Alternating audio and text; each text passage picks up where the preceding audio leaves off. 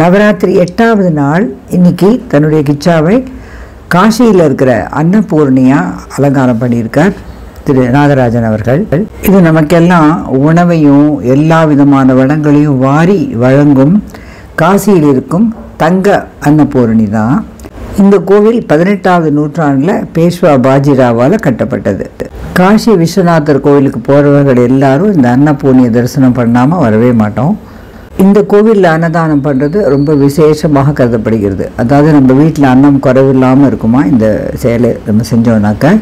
இந்த தங்க அன்னபூரணியை பற்றி 2 சுவையான கதைகள் இருக்குது. சமயம் விளையாட்டாக என்ன பண்ணாலாம், பார்வதி சிவனுடைய 3 கண்களையும் பொத்தி மூடிட்டாலாம். ஸோ உலகமே இருட்டாயிட்டான். அப்போ பார்வதியும் தன்னுடைய நிறத்தை இழந்து கருப்பாயிட்டாலாம்.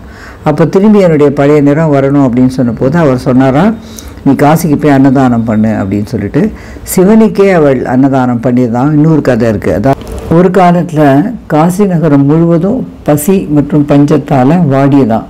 இந்த பசிப்பிணியை போக்க பார்வதி தேவி அன்னபூரணியாக அவதாரம் எடுத்து வற்றாத அட்சய பாத்திரத்துடன் காசிக்கு எழுந்தருளி அனைவருக்கும் உணவளித்து பசிப்பிணியை நீக்கி காசி மாநகரை காத்தாளாம்.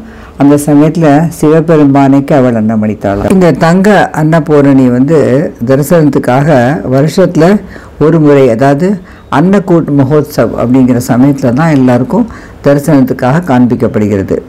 தீபாவளியும் போது இந்த தங்க அன்னபூரணி லட்டு தேரில் பவனி வருவாள். அதை பார்க்க லட்சக்கணக்கான மக்கள் கூடுவார்கள். நம்ம இந்துக்கள் நிறைய பேர் வீட்டில் இந்த அன்னபூரணியோட சின்ன விக்கிரகம் நம்ம எல்லாருமே வச்சுருப்போம், வீட்டில் அன்னம் குறையாமல் இருக்கணும்னு. இவ்வளவு சிறப்புகள் வாய்ந்த அந்த காசி அன்னபூரணியாக தனது கிச்சாவை அலங்காரம் பண்ணியிருக்கார் 9வது நாள் நவராத்திரிக்கு. அப்போ பார்த்தோன்னா அந்த அலங்காரம் தத்ரூபமாக அந்த காசியில் இருக்கிற அன்னபூரணி மாதிரியே இருக்கிறது. ரொம்ப நம்மளுக்கு சந்தோஷத்தையும் ஆச்சரியத்தையும் விளைவிக்கிறது. அழகான புடவை, அது கட்டப்பட்டிருக்கிற விதம், அந்த முகம், அந்த அழகு, அந்த கையில் அதே மாதிரி அந்த அன்ன பாத்திரத்தை வச்சுட்டு கையில் ஒரு கரண்டியை வச்சு அன்னம் பரிமாறத்துக்கு தயாராக காத்துட்டுருக்கா. அங்கே காசியில் அன்னபூரணி எப்படி காலம் மடிச்சுன்னு உட்காந்துருக்காளோ அதே மாதிரியே தன்னோட கிச்சாக்கும் கால்களெல்லாம் வாங்கி அதை அட்டாச் பண்ணி அதே பொசிஷன் கொண்டு வந்திருக்கார். தலையில் தங்க கிரீட்டம், கழுத்தில் நிறைய காசு மாலைகள், முகத்தில் அழகு, கனிவு. பசியால் வாடுற எல்லா உயிர்களுக்கும் அன்னம் அளிக்க நான் அன்னபூரணியாக அமர்ந்திருக்கிறேன் அப்படின்னு தைரியம் சொல்கிற மாதிரியான ஒரு தோற்றம்.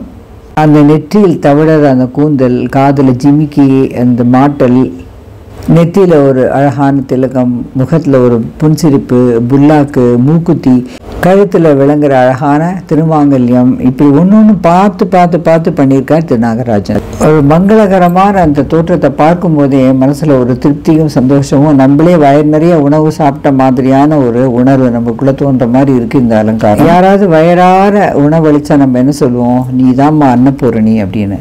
அப்படிப்பட்ட அன்னபூர்ணியாக தனது கிச்சாவை அலங்காரம் பண்ணி நமக்கு அனுப்பின திரு நாகராஜன் அவர்கள் மிகுந்த வளத்துடனும் நல்ல ஆரோக்கியத்துடனும் வாழ மனமாற வாழ்த்துகிறோம்.